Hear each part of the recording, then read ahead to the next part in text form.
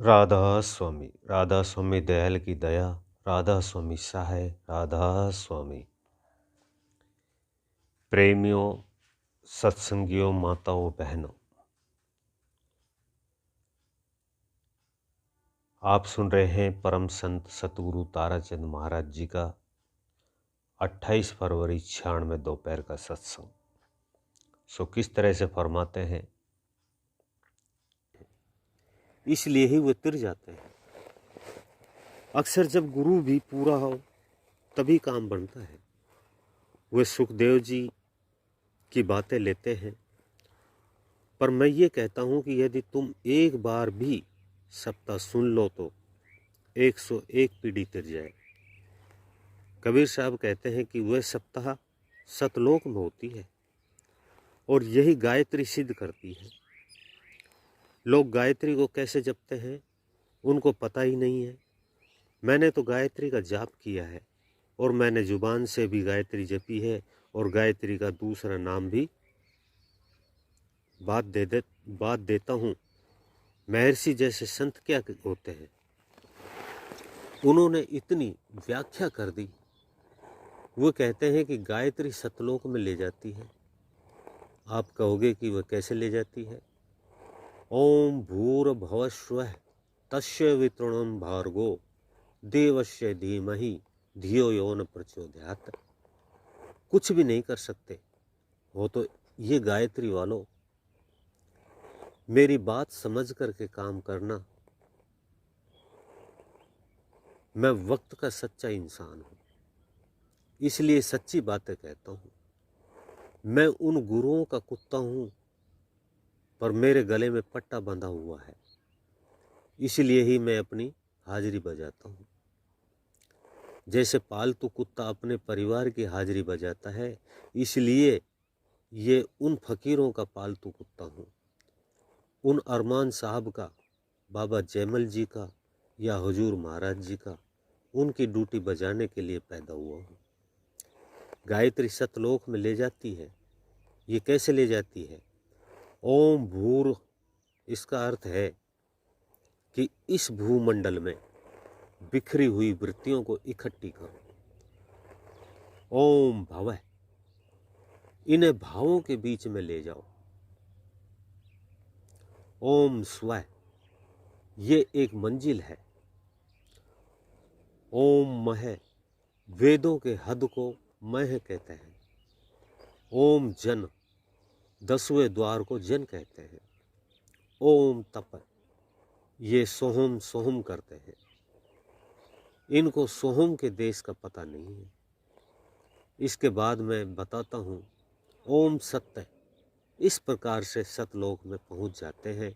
नानक साहब इसे कहते हैं कि आदि सत्य जुगादि सत्य, नानक होसी भी सत्य और है भी सत्य। इस तरह से सत्य में गायत्री पहुँच जाती है, सतलोक में गायत्री ले जाती है। लफ्ज़ों से गायत्री जपते हैं, इसी तरह से जैसे मैंने बताया है। आप लोग नहीं जपते हो। ये प्राणायाम करते करते संत मत तो प्राणायाम पहले ही करना बताता है। तीनों बंद लगाने से कुदरत ही प्राणायाम बन जाता है। वो प्राणायाम इस प्रकार से बैठ करके करते हैं। ये भी मैंने बहुत किया। इसमें तो कोई लाखों में एक सुधरता है, बीमारी बढ़ जाती है। और संतों का ये प्राणायाम ऐसा है, इसको सहज योग कहते हैं कि इससे जीवन पवित्र हो जाता है और ये सारा शांति से बन जाता है। इसलिए ही मैं आपको बता रहा था कि उस सतगुरु का या उस राम के दासों के पास जाने में मुझे ये शिक्षा मिली।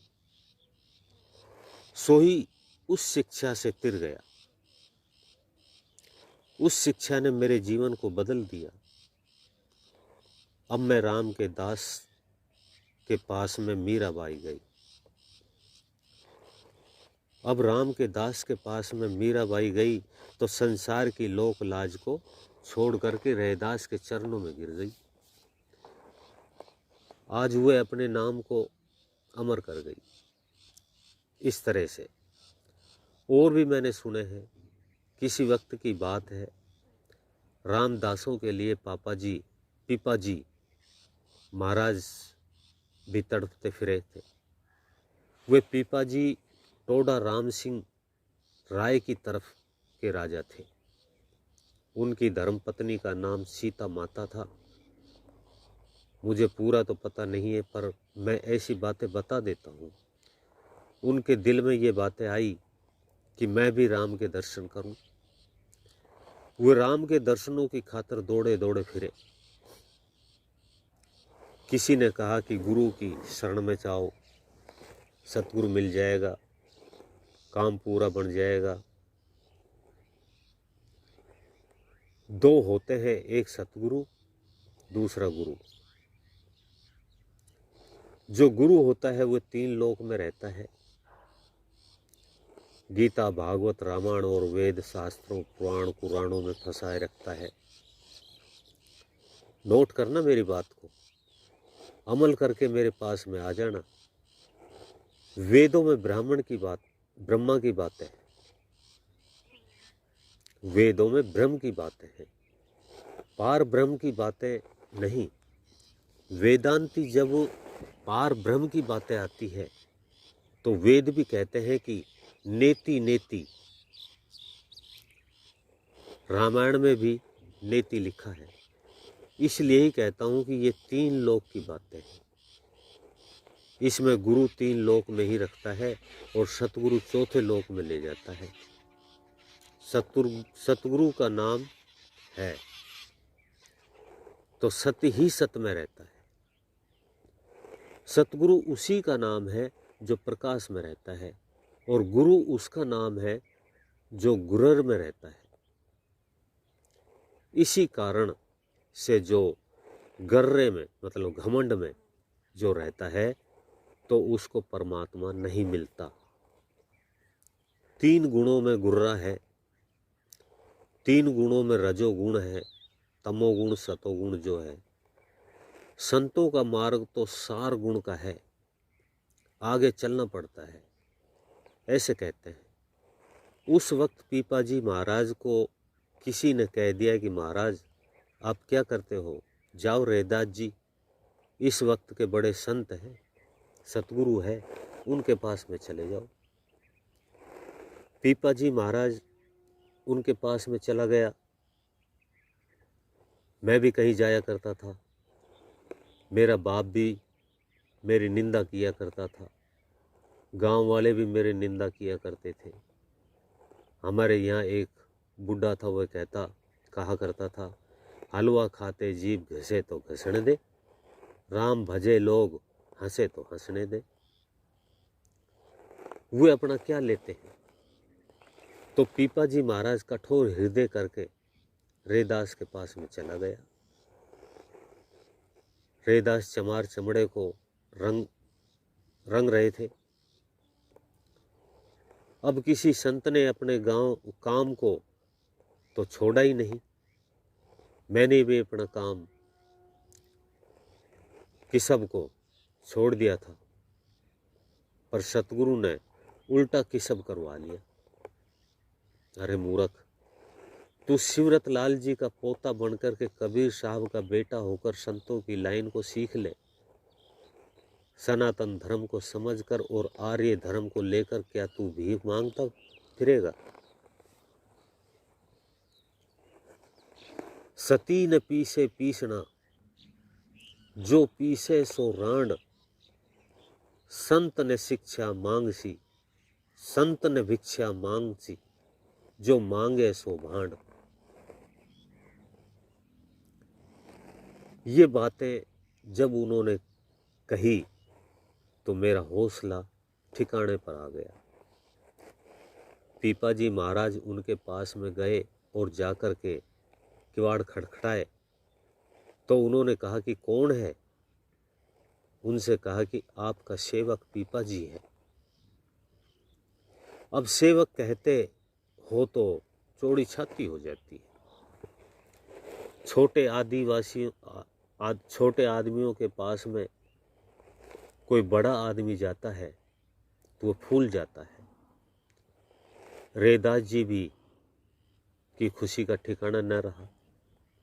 उन्हें पीपाजी से आने का कारण पूछा तो पीपाजी महाराज ने प्रार्थना की, दाता मुझे अपना शिष्य बना लीजिए।